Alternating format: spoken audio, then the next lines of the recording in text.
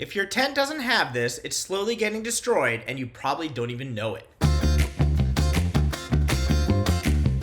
Most people pitch their tent straight on the ground, and it might look fine for now, but every rock, root, and bit of grit underneath it will quietly be wearing down your tent floor every single trip. So that's what a tent footprint fixes. It's a tough, waterproof sheath that goes under your tent, a sacrificial layer that takes the damage so your tent doesn't have to.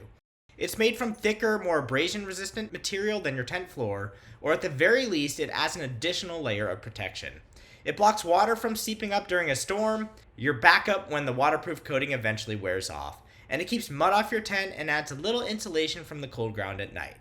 One thing to note though, footprints can add meaningful weight, sometimes up to 20% or more of your tent alone, so for backpackers watching every ounce, that's worth knowing. And while some tents come with the footprint, most don't. You'll need to pay extra for your specific tent footprint. There are also generic ones you can find on Amazon and other marketplaces, but you don't necessarily need to buy one. If you have a cheap ground tarp already, that will work just as well. Simply trace your tent base, cut it about 2 inches smaller on each side, and you're done.